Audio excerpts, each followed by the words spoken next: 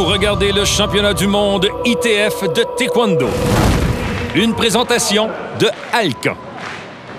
Et pour nous parler des différentes disciplines présentées aujourd'hui, on rencontre Pierre Laquerre.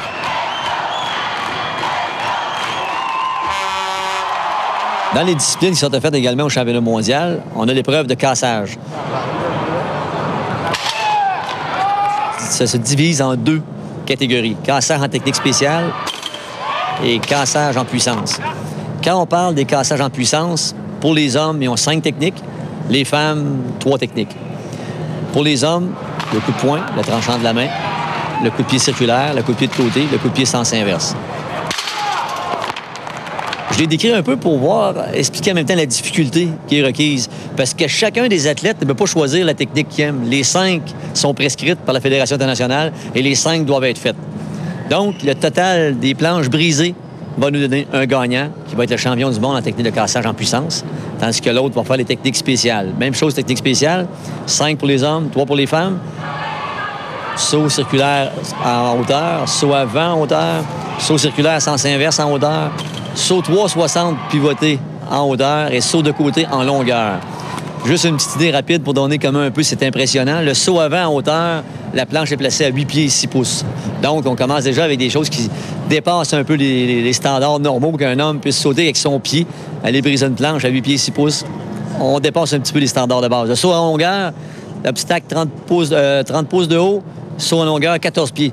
Donc, briser la planche avec le pied avant de tomber au sol, c'est des exigences qui sont vraiment pour les championnats mondiaux. Auparavant, on utilisait juste des planches de bois. Bien entendu, on sait que le bois a des propriétés qui peuvent varier, c'est-à-dire au niveau de la résistance. Donc, un athlète pouvait être avantagé ayant du bois qui est un peu plus sec, tandis que l'autre personne, un bois plus humide, était désavantagé. Donc, on a réglé le problème. Maintenant, c'est avec des planches de plastique. Ils sont faits de façon à ce qu'ils peuvent être assemblés. L'assemblage fait qu'ils se glissent l'une dans l'autre. En les glissant l'une dans l'autre, on a une planche complète, la même grandeur que les planches de bois qu'on avait auparavant. La ligne ici détermine le centre de la planche. Bien entendu, l'athlète doit viser cet endroit-là pour avoir un bris qui va se faire adéquatement. Effectivement, on a des planches de couleur pour la résistance. Plus la planche devient de couleur foncée, plus la résistance est grande. Les planches de couleur ont été faites pour représenter des planches de bois. Donc, en équivalence, une planche noire représente 2 planches de bois. Donc, si on avait comme cassage auparavant 6 planches, on a besoin d'avoir 3 planches noires, qui équivaut à la pression qu'on a besoin pour 6 planches de bois. Bien entendu, le gagnant va être déterminé avec le plus grand nombre de planches qui ont été brisées. Une planche qui va juste en ouverture va donner 1 point. Une planche complètement sectionnée va donner 2 points. Pour déterminer le gagnant, toutes les techniques ont un nombre de planches déjà prescrites. Donc, la personne doit effectuer un circuit, 5 techniques différentes. Chacune des techniques qu'il va faire va calculer un montant de planches brisées. Le total des planches brisées va déterminer le gagnant. On débute donc avec Équipe Canada, mais Pierre, juste comme ça, est-ce qu'on s'ennuie du bois? Non, non. Mais effectivement, le bois, oui, on pourrait s'en ennuyer parce que le bois va briser quand même si on manque un peu de précision. Par contre, avec les cibles en plastique, on n'a pas le choix. Il faut être précis. Alors, c'est un résumé un peu de ce qui s'est passé ce matin. Ça prend beaucoup de concentration, Pierre, car il faut voir beaucoup plus loin que la planche. Effectivement, quand on fait les cassages en puissance, il faut dépasser la planche avec notre main ou avec notre pied pour vraiment pousser à l'intérieur. Vu que les planches sont en plastique, un coup uniquement fouetté, je dirais, va rebondir sans donner le résultat qu'on attend. Je vous rappelle que vous regardez les meilleurs au monde. Ça se déroule à l'Université Laval de Québec, ce championnat du monde. Présentement, c'est l'épreuve de cassage.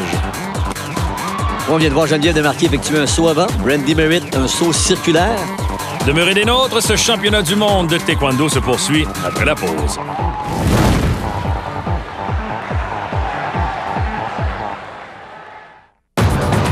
De retour au championnat du monde de taekwondo ITF, une présentation de Alcan.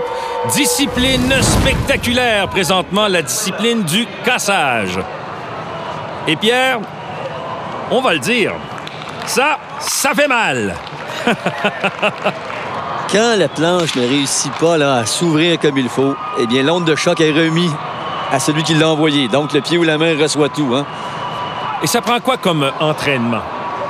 Il est sûr que pour pratiquer comme il faut, soit avec les mains ou avec les pieds, on a un durcissement qu'on appelle offensif avec les points de pression, la frappe dans les sacs de frappe, la frappe au sol, la frappe dans d'autres planches également. Donc, on doit endurcir les parties vitales de la main et du pied qui vont être utilisées pour briser. Si on parlait des différentes stations qu'on doit faire. Dans les cassages en puissance, on a 5 stations. Tranchant de la main qu'on vient de voir. Avec les mains aussi, on a l'épreuve avec coup de poing. On va voir plus tard aussi le coup de pied circulaire, le coup de pied de côté et le circulaire sens inverse. Le total des planches brisées détermine le gagnant. Donc, plus on casse de planches, plus on avance dans cette journée. Plus qu'on accumule des points. Plus on accumule des points. Et c'est ainsi qu'on remet les médailles. Bon, ici, ce que l'on voit, par contre, on peut dire que c'est une des épreuves les plus difficiles du parcours. Oui, les cassages en puissance, c'est l'épreuve difficile. C'est souvent là qu'on voit les blessures là, qui vont arriver. Un cassage qui est manqué, là, oups, la main ou le pied reçoit l'onde de choc. C'est là que les blessures se font. Mais c'est une des disciplines les plus populaires quand même du taekwondo. Ça fait partie des épreuves, oui. Donc, être choisi pour représenter le Canada en cassage en puissance, c'est que déjà, on a une bonne théorie de la puissance qu'on réussit à appliquer en pratique. Les Canadiens qui performent très bien jusqu'ici. Oui, ça va bien. On remarque qu'après chaque cassage, ils reprennent la position de départ. C'est primordial. Cette position-là n'étant pas reprise, on vient d'annuler notre cassage. Parce que même si on a une perte d'équilibre lors du cassage, il est important de casser, mais ce n'est pas comme des formes ou des formes par équipe ou tout autre. Il faut casser et ensuite reprendre sa position. C'est ça. Ce qui compte dans les cassages, c'est le résultat. Ouf! Oui, ça prend beaucoup de précision pour ce genre de manœuvre. Justement, on s'approche maintenant de la finale. C'est Piotr Kapadja qui se prend contre le Néo-Zélandais. Jusqu'ici, ça va bien pour lui.